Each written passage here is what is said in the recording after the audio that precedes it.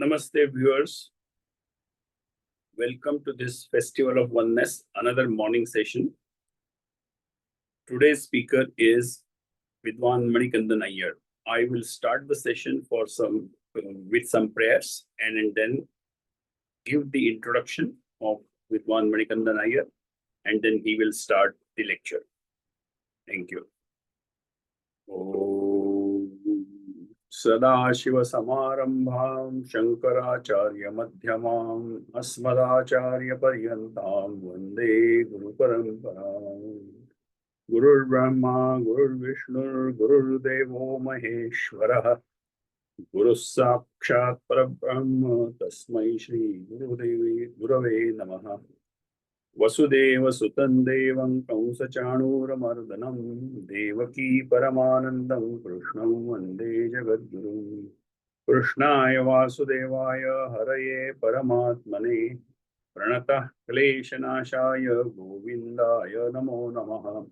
मूकं करोति वाचालं पङ्गुं लङ्घयते गिरिं यत्कृपात्तमहं वन्दे परमानन्दमाधवम्। ॐ पूर्णमदः पूर्णमिदं पूर्णात् पूर्णमुदच्यते पूर्णस्य पूर्णमादाय पूर्णमेवावशिष्यते। ॐ शान्तिः शान्तिः शान्तिः। ॐ सहनावतु सहनौ भुनक्तु सह वीर्यं करवावहै तेजस्विनावधीतमस्तु मा विद्विषावहै। ॐ शान्तिः शान्तिः शान्तिः। किं ज्योतिस्तव भानुमानहनिमे रात्रौ प्रदीपादिकं स्यादेवं रविदीपदर्शनविधौ किं ज्योतिराख्याहि मे चक्षुस्तस्य निमीलनादिसमये किं दीर्घ्यो दर्शने किं तत्राहमतो भवान् परमं ज्योतिस्तदस्मि प्रभो। श्लोकार्धेन प्रवक्ष्यामि यदुक्तं ग्रन्थकोटिभिः ब्रह्म सत्यं जगन्मिथ्या जीवो ब्रह्मैव नापराः। Today's speaker is Vidwan Manikandan Iyer. He will be speaking on the contemplation on supreme truth, Mahāvākya-vicāra, in Shankara Bhashya. Vidwan Manikandan Iyer is a banker by profession and he is Sanatani by practice. With Sharada's blessing, he had a rare fortune of studying the Shastras from a tender age. He also studied and continues to study Vyakarana from Vidwan Tilak Rao. He traditionally started his Vedanta study under his guru, Brahmarshi Sridhar Sharmaji. He has also had a rare fortune of learning Vedanta from most senior and respected Vidwan in the Vedanta circle, Mahāvākya Shastra Ratnakar Vidwan Sri M. Krishnamurti Shastriji, while continuing to learn under Brahmarshi Sridhar Sharmaji. He has also had a rare fortune of studying Tarka Shastra from Vidwan Naveen Holla of Sringeri, senior most disciple of 36.8 of Sri Sringeri Pitham, Mahasannidham Sri Brahma Bharati Tirtha Mahaswamiji. Over to you, Manikandan ji. Please start your lecture. Shri Gurubhyo Namaha. Guru Brahma, Gurur Vishnu, Gurur Devo Maheshwaraha. Guru Sakshat Param Brahma. Tasmai Shri Gurave Namaha. Shruti Smriti Purananam Alayam Karunalayam. Namami Bhagavat Pada Shankaram Lokashankaram. Yat Padambuja Chintanam Tanumatam Santana Shakhayate. Bhashyam Yadbanitam Chirantanagavi Hayyangavinayate. Yasyajñākhila lokamoli valabhi mala sumalayate. Tasmai Shankara Deshikaya namasam sahasram ashasmahe. Kumbhavam samupeyushi bhagavati kim bharati rajate. Kim va sadhana sambritan dhritavapur jnanam samindhef param. Ityullikhya savismayam kritadhiyo dhyayantiyam bharati tirthasyasya jagadguroh kusharada shripadukame gati. Vidya vinaya sampannam vitaragam vivekinam Vande Vedanta Tattvajñam Vidhushekara Bharatim Sarvashruti Shirodbhuta Samudbhasita Murtaye Vedantambuja Suryaya Tasmai Shri Gurave Namaha.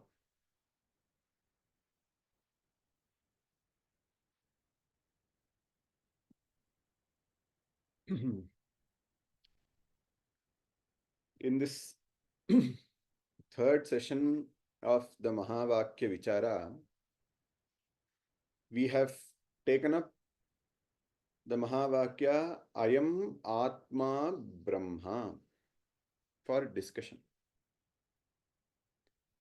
This Mahāvākya Ayam Atma Brahma comes in the Upaniṣad of the Atharva Veda.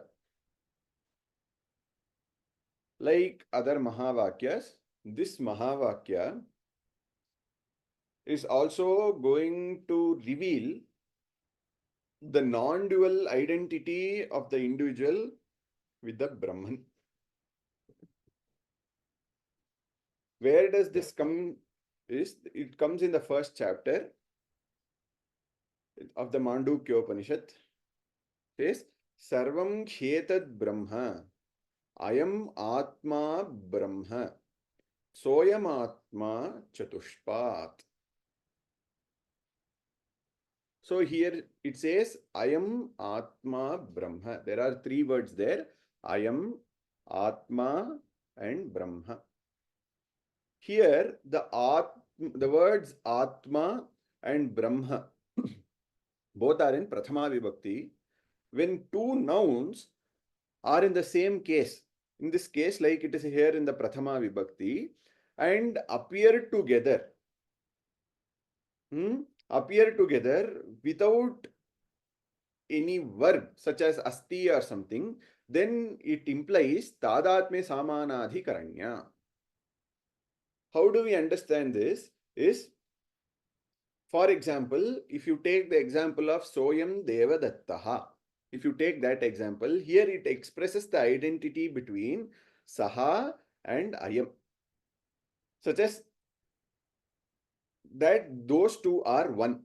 Similarly, here also the same principle applies, saying that this self is indeed Brahman only. Now,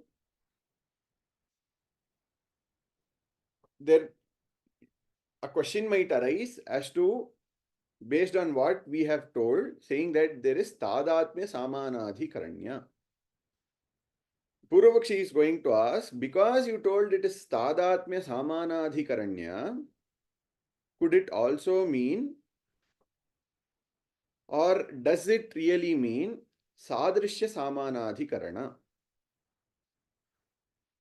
For which we will see, no, it will not mean sadrishya samanadhikaranya, because if that was the case, if Mahāvākya intended to say it to be sadrishya samanadhikaranya, then two things are necessary. For the Mahāvākya to be sadrishya samanadhikaranya, two things are necessary. First is that the nouns should refer to subject, and the second noun should refer to then attribute.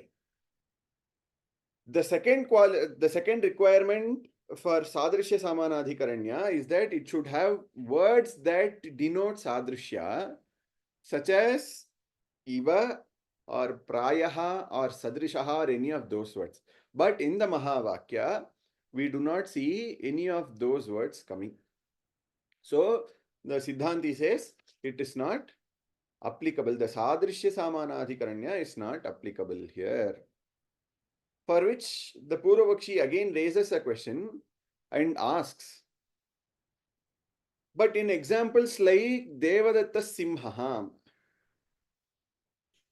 there are no words that indicate sadrishya, or there are no sadrishya bodhaka shabdaha. But still, the Siddhanti chose to say that he is like Simha through Lakshana Vritti.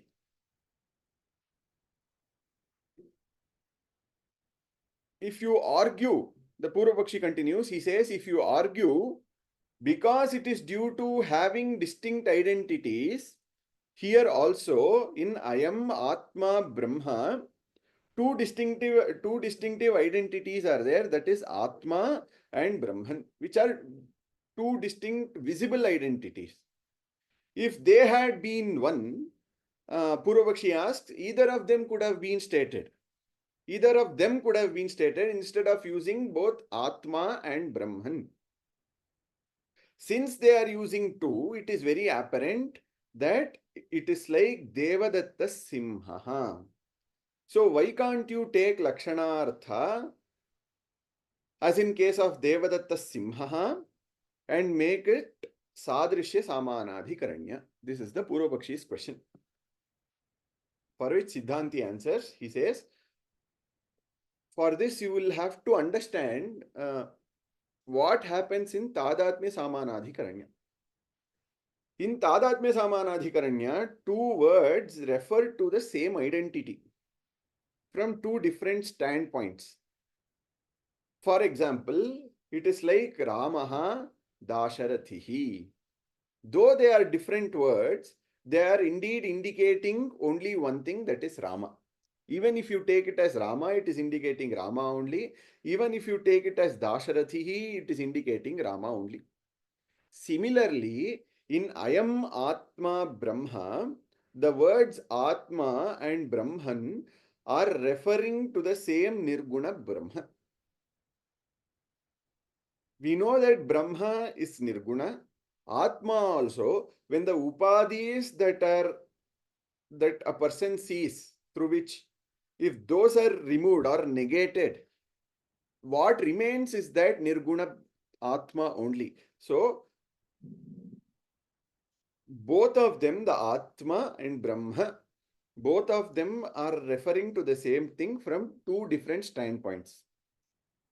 But in case of Sadrishya Samanadhikaranya, we will take up the example of Devadatta Simhaha. What is happening? You are giving Artha through Lakshana. Because there is no commonality between them.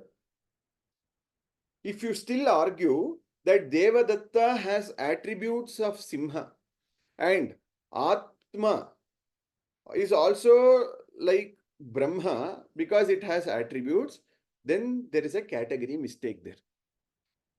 The resemblance in Devadatta Simhaha is at the level of Guna. But there is difference between Dravya, that is, there is Dravya Bheda between Devadatta and Simha. In case of Ayamatma Brahma, the resemblance is not Guna but Swarupa. This is very important, which cannot be the nature of Devadatta Simha. In the example, Devadatta. Hence, Sadrishya Samanadhikaranya is not possible. I will repeat once more. If you argue that Devadatta also has the attributes of Simha, just like the Atma has attributes of Brahman or resemblance of Brahman, then it is a category mistake. The resemblance of Devadatta and Simha are at the level of Guna. But there is still Dravya Bheda, that is, Dravya Bheda is there between Devadatta and Simha. In case of Ayam Atma Brahma, the resemblance is not at the level of Guna, but Swarupa, which cannot be in the case of Devadatta Simha. Hence, Sadrishya Samanadhikaranya is not possible. Bhagavad Padacharya, in his Bhashya, also quotes, Natu Sadrishyena Yatha Devadatta Simha. In one more place, he quotes Atma Chaitanya Swarupaha Brahma api Chaitanya Swarupam Na Gunas Matra Samyam Apitu Vastu Samyam. Very clear. Additionally, the Siddhanti again questions back the Purvapakshi, saying that if Atma is only similar to Brahma, if you say Atma is similar to Brahma, then you cannot get moksha through this Mahāvākya or through any jnana. What is the similarity, the knowledge of similarity, that what will you get by saying that Atma is similar to Brahma? You will be informed, saying that I resemble Brahma, in which there is still duality. Moreover, you will also need karma to become Brahma, because of which there is resemblance. You will have to do something to become Brahman, which will not happen in Advaita Vedānta. So there is no resemblance, but there is only identity. So he continues, the Purvapakshi continues, he says, can it be like the one term refers to the dependent entity, the other term refers to the independent identity, but they are spoken together because of sannidhi or intimacy or nearness.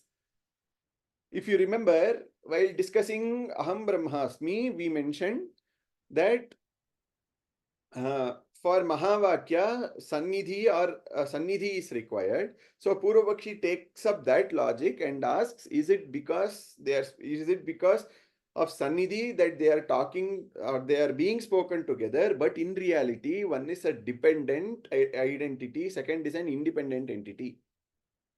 In other words, Purvapakshi is asking, is it aupacharika? He gives an example saying, Ayam gramaha raja, where just as village is not the king but belongs to the king, here also the individual self, Atma, has its inner controller as Niyantre and belongs to Brahman. For which Siddhanti says, there is no scope for Aupacharika Brahma. Like in the example of Ayam Gramaha Raja, there is no ontological sameness between Gramaha and Raja, because a location or a place cannot be same with a king in any sense. But in case of Ayam, Atma, Brahma, both are consciousness. So you taking Ayam, Atma, Brahma like Ayam, Gramaha, Raja, then it does not teach anything new. See, naturally, everyone knows that I am Jiva. There is a controller called Ishvara or someone who is apart from me. Then there is this world, and Ishvara is the Niyantra. I am being controlled by the Ishvara. I am under the divine's will and control. This knowledge is there even for a common man. You do not need Shastra to teach that. You ask any layman, he will tell you the same thing without even studying the Shastra.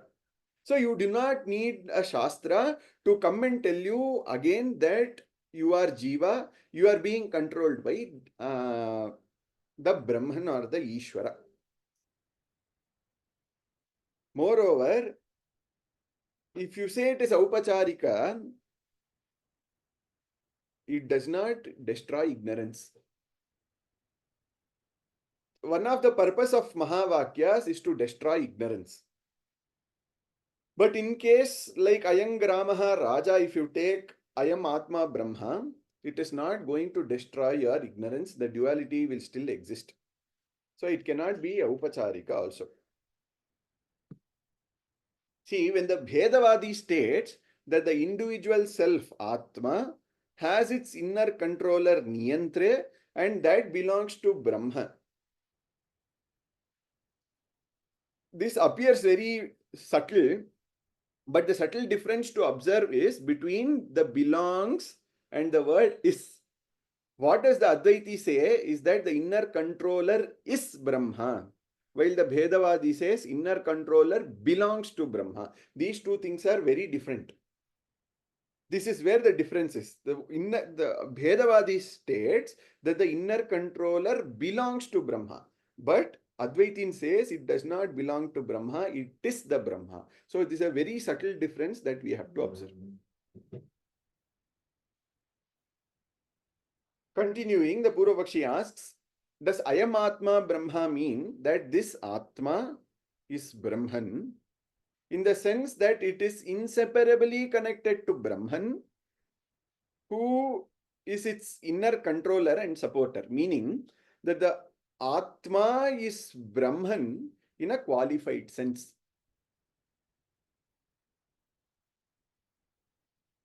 For which the Siddhanti answers that the sentence does not qualify Brahman in any way. There is no indication that Atma is Visheshana of Brahman. If that was the case, then the Mahāvākya could have said, Ayam Atma Vishishta Brahma, or Ayam or Atma Brahmana Shariram, such things. So, if you are going to say that Atma is Brahman in a qualified sense, such an interpretation cannot exist. Because Atma being connected, you will have to understand this very properly. Atma being connected to Brahman is not possible.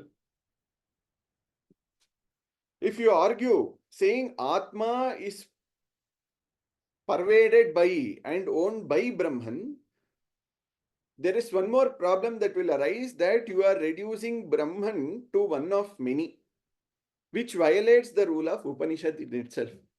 Hence, it is not possible, and so Atma is Brahman in a qualified sense is not right. So the Purvapakshi asks, yes, the Mahāvākya does not say so, saying that it is Visheshana or Visheshya or whatever, but why can't we assume, or why can't we add extra or do the Adhyahara in this case? Like in the case of Gangayam Goshaha of the Jahal Lakshana. First, we do not have that right to do that in case of Vedas because of its apaurushayatva. Second, you will have to understand as to when you can use the rule of be Jahal Lakshana, Ajahal Lakshana, or Jahad Ajahal Lakshana. You have to understand as to where to use that rule and where not to use that rule. You cannot use these Lakshanas at one's own whims and fancies. In the case of example, you use that only when the Yathashrutartha, that is, when you hear a word or when you hear a sentence, the sentence does not give you any meaning properly, or it is logically not possible. When you hear a sentence and you understand that it is logically not possible, then you derive the artha through lakshana. But in case of Ayam Atma Brahma, there is no contradiction for you for not understanding anything there. Everything is very clear. Siddhanti says, in the example of Gangayam Ghoshaha, it means village on Ganga. Okay, village on Ganga, which does not make anything clear. There cannot exist a village on the Ganga, on the Ganges. So the Yathashruta Artha is not clear. Hence, the secondary meaning is taken through the Lakshana, and we are adding one word saying that it is on the banks of Ganga.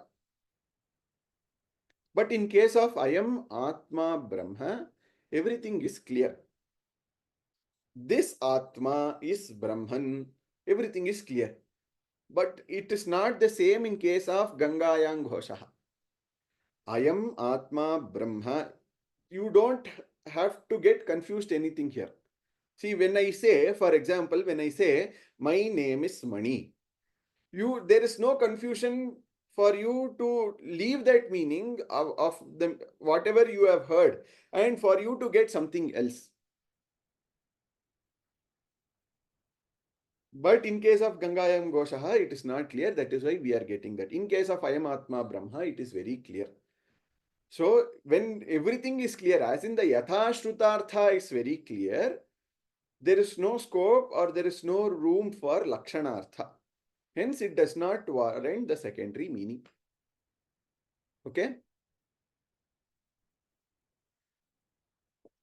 Now, the other Purvapakshi asks, the word Ayam is understood to be a qualifier depending on the Upadhi.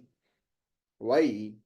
Because Nirguna Brahma does not allow Anvaya with any individual self. Thus, the difference is recognized and Dvaita exists. That is, because Nirguna Brahma cannot directly identify with Jiva, the word Ayam limits the Atma to a conditioned entity. Is one Purvapakshi's question. For which Siddhanti says, even Advaita accepts Upadhi theory, and Upadhi cannot be assigned without any scriptural support. Here, I am Atma, there is no Upadhi or limiting adjunct that is mentioned, neither can it be implied grammatically. Invoking I am as limiting Upadhi is grammatically unjustified, because I am is simply the demonstrative pronoun indicating that this for which it is pointing. When I say this is the laptop, it is just doing that work.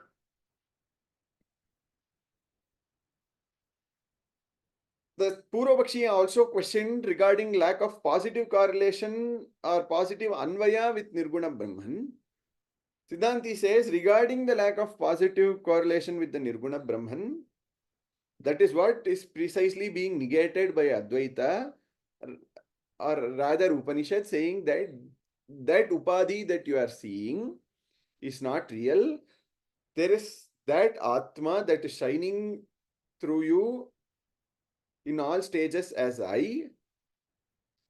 When the Upadhis are negated, that alone shines forth. There is one more problem in the Purvapakshi's question also. If I am were a qualifier imposing difference, then the other Mahāvākyas which use I am in similar ways, for example, Evayam Purushaha or something, would imply difference wherever I am occurs, which is absurd. And it does not justify the Mahāvākya idea, and hence there is this fallacy or wrong notion in the question that the Purvapakshi is asking. Now, one more Purvapakshi, which is close yet very far from Advaita Vedanta, asks a question. He says, I am Atma Brahma can be interpreted as the Atma is the Shakti of the Brahman. As Shakti is not different in the sense like the heat is not different from the fire. But it is also different in another sense, because Shakti is not Shaktiman. The pramana that the Purvapakshi gives is that Yatha Agnehe Kshudra Jwalaha Tatha Brahmana Jivaha. What does this mean? Is that just as sparks from the fire are both fire, the spark is also fire, or the fireness, according to Advaita Vedānta. But according to the Purvapakshi, he says the sparks from the fire are both fire, yet not the full fire. Just as in case of Brahman also. So the Siddhanti answers by calling Jiva as both same and different is very absurd. If you remember, in Prajnanam Brahma also, we had discussed this, that if A, you cannot say A is equal to B and then say A is not equal to B. That logic does not stand. Or I will give you one more example, that for example, if you tell that there something is beyond my thought, then you also saying that I am thinking about that, or there are thoughts about this, is also false. Because if something is apart from your thought, away from your thought, there is no scope for you to think about it, because for you to think, it has to come under the purview of thoughts. So it is not possible. And regarding the example that the Purvapakshi gives, that the fire and the spark, what do we say? The Siddhanti says is that the example is misappealed. The shloka that is given by the Siddhanti as pramana is used to describe the origin from a common source, not difference in essence. The essence of both is Agni, or the fieriness. And the Bheda is due to the Upadhi and not Swarupa. Even Advaiti accepts this Upadhi Bheda and sees only the essence, which is still the fire only, which is the fieriness. Even Agni, even the Advaita in the Siddhanti also gives such an example from the Upanishads only. He says, Tadetat Satyam Yatha Sudiptat Pavakat Visphulingaha Sahasrashaha Prabhavante Sarupaha Tatha Aksharad Vividha Somya Bhavaha Prajayante Tatra Cha Evapi Yanti.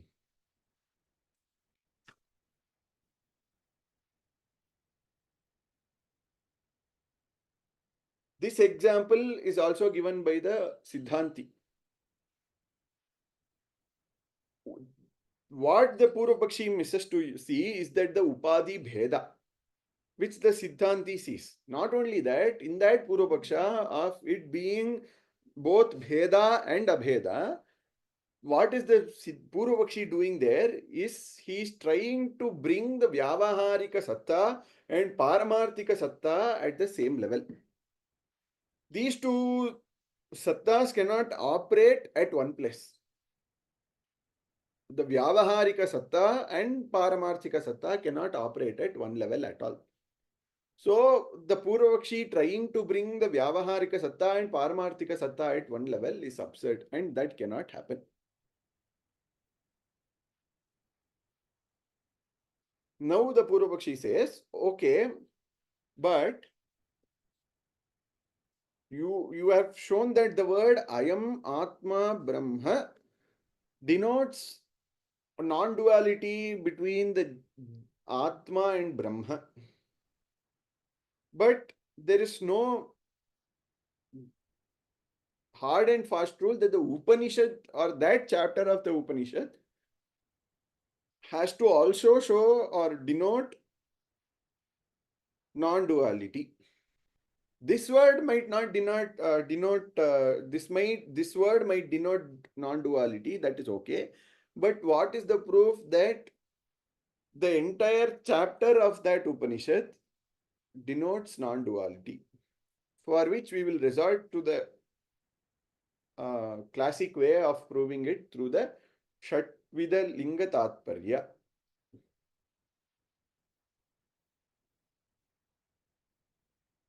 Upakramopasamharo abhyasa apurvata phalam arthavadopapatischa lingam tatparya nirnaye.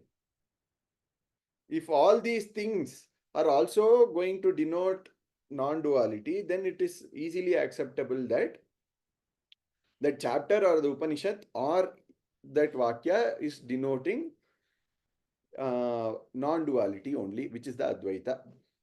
We will see that. We will see all the Tatparya Linga.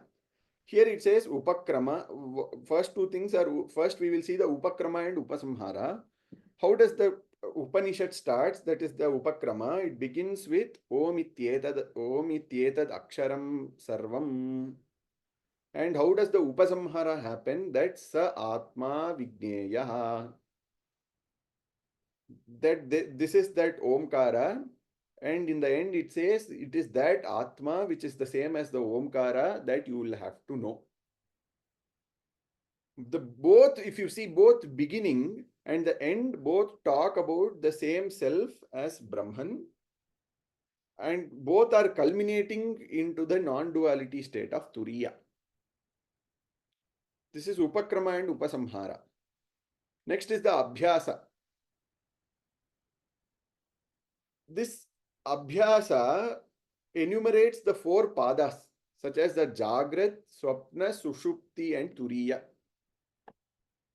Then it repeats the contemplation of the mantra or the contemplation of mantra of Omkara corresponding to each pada. This is Jagrat, Swapna, Sushupti, and Turiya, where the Abhyasa is given to know that Brahman. So we have completed Upakrama, Upasamhara, and Abhyasa.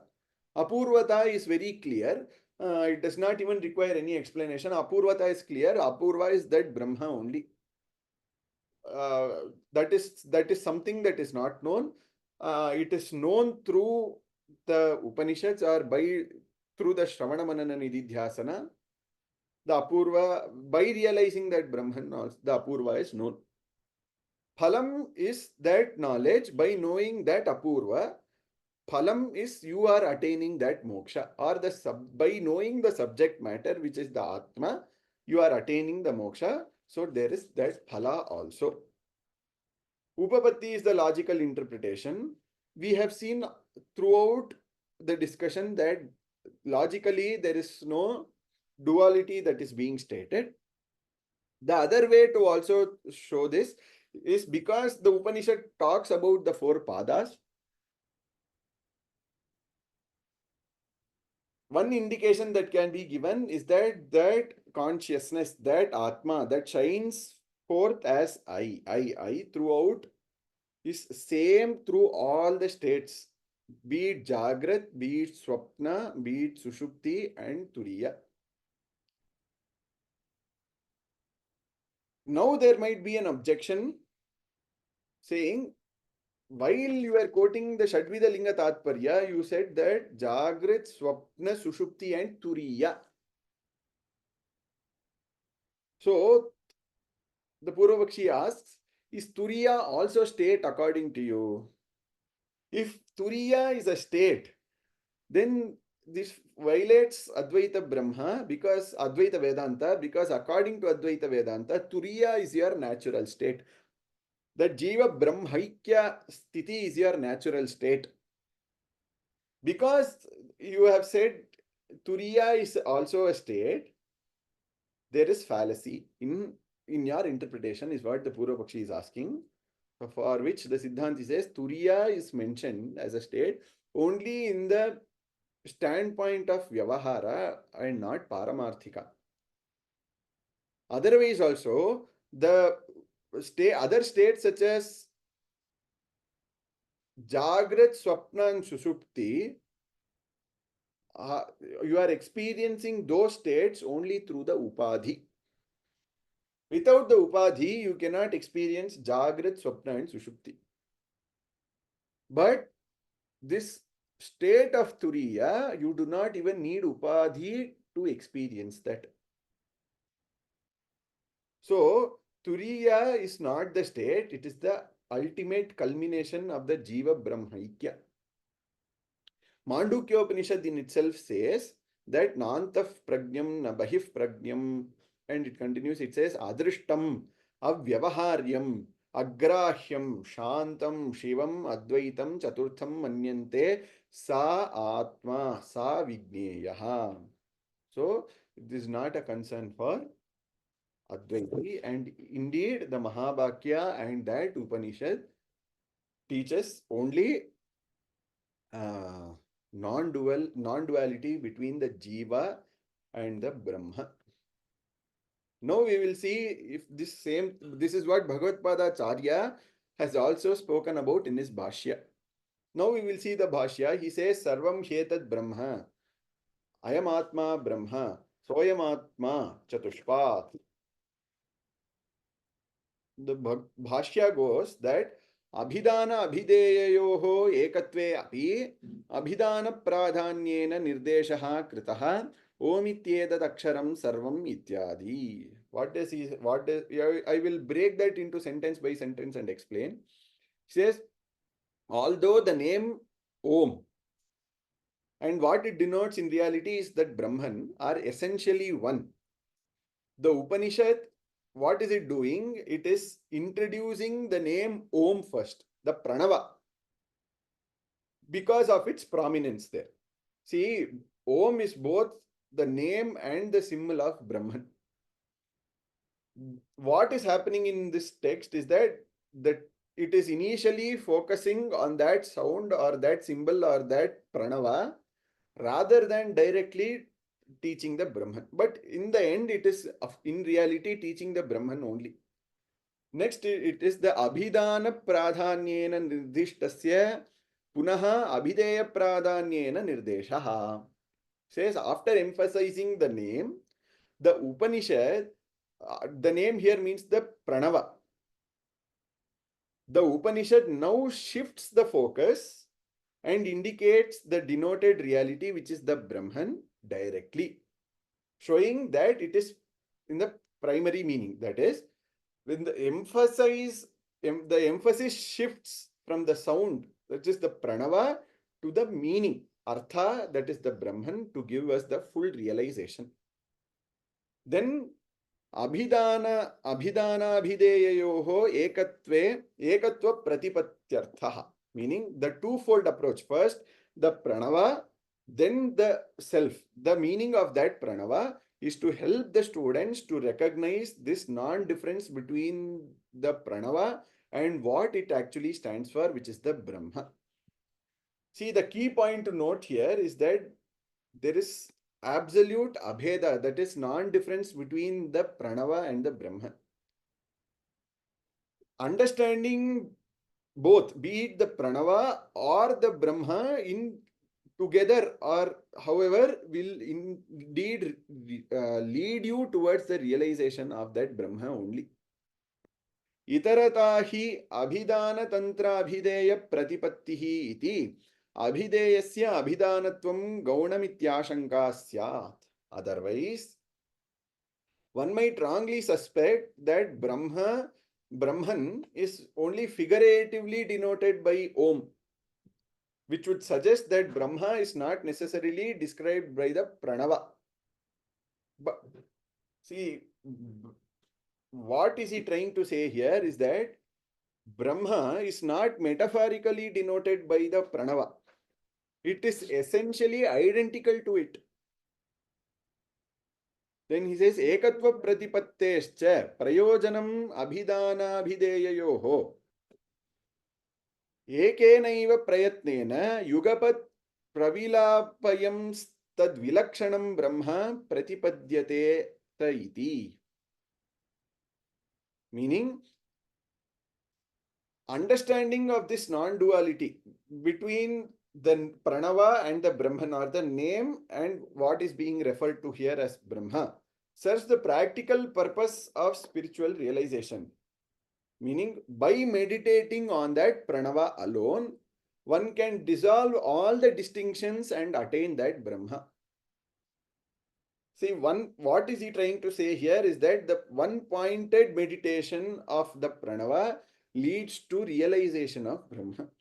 That is why in Advaita Sampradaya, all the sannyasins, all the yatis are given this Pranavopasana, the Mukhyopasana that they are given, or the Mukhya Upasana that the yatis or the sannyasins in Advaita Sampradaya, or rather who follow the Upanishads properly as it is without damaging its meaning, are given this Pranavopasana for meditation. Tatha cha vakshyati pada matra matrascha padaha iti. Meaning the Upanishad later declares the equivalence of the syllables Om with the quarters or the padas of the self, reinforcing the identity. That is, there is this identity between the syllables of Om and quarters of the or padas of the self, which is Vishwa, Taijasa, Prajna, and Turiya. Tadaha sarvam hi etad Brahma iti. Hence, it begins with all this is Brahman, affirming that the unity of all phenomena is with the Brahman. Meaning that everything is perceived by Brahman and nothing apart from Brahman can exist in reality. Sarvam yaduktam omkara matram iti tadetad Brahma. All that is said to be Om in its entirety is indeed Brahma only. Meaning, what is he trying to show here? He is trying to show the unity between the Pranava, the Omkara, and the Brahma. Tacha Brahma parokshabhihitam pratyakshataha visheshena nirdishati ayamatma Brahma iti. That Brahma, which was spoken indirectly as in the paroksha, is now pointed out directly and specifically as this self is Brahman. What is he doing here? Is that he is shifting from the universal declaration to direct or the experiential identity here. Ayam iti chatushpatvena pravibhijyamanam pratyekatmataya abhinayena nirdishati ayamatma iti. The words ayam are in the Mahāvākya also. Ayam atma Brahma. He says that ayam, this, is used to refer to the self as directly perceived and divided into 4 padas that we spoke about before. Namely, the walking, dreaming, sleeping, and the turiya. What is he saying here? That the self is being described as directly experienced. Throughout all 4 states, it is that Brahman that is shining forth as I. Continuing, Soyamatma Omkarabhideyaha Paraparatvena Vyavastitaha Chatushpat Karsha Panavat Na Gauriva. He says this self that is identified by the Pranavakara is both higher and lower, as in the para and apara, and is said to have 4 quarters, like a coin with 4 distinct parts. But it is not like the cow, which is one undivided unit. The analogy that he is giving here is like the coin, which has distinct parts and yet it is one. But in case of the cow, it is that one body with no divisible conceptual parts. Trayanam Vishwadinam Purva Pravilapanena Turiyasya Pratipattihi iti Karana Sadhanaha Padashabdaha. By negating, by successfully or successively negating the earlier states, such as the walking, dream, and deep sleep, one attains the 4th state of Turiya. Bhagavad Pada clarifies here, in this context, the Pada, the word Pada, functions as an instrument or means, meaning each state is transcended to arrive at the state Turiya, which is not a part but the substratum or the adhisthana. Turiyasya tu padyata iti karma sadhanaha pada shabda. However, in case of Turiya, the term pada indicates the goal or the object to be attained, not just a means. Meaning the pada can mean both the means, meaning to reach, and the end to be attained, depending on that context. So, be it the Mahāvākya or be it the Bhagavad Padacharya's Bhashya, or be it even the way of teaching of the Upaniṣads, that is starting from Pranava, then indicating it to that Nirguna Brahma and showing that Nirguna Brahma is indeed you, clearly states that I am Atma Brahma only denotes the non-duality or non-dual identity of this self with the Brahman and nothing else. Okay, with this, we have completed 3 Mahāvākyas. In the coming sessions, we will see the 4th Mahāvākya, which and very, very, very important Mahāvākya, which is the Tattvamasi. Shri Gurubhyo Namaha.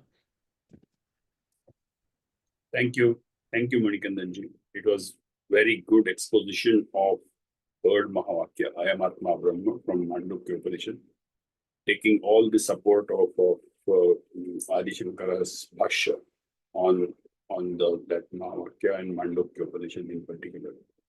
Thank you very much.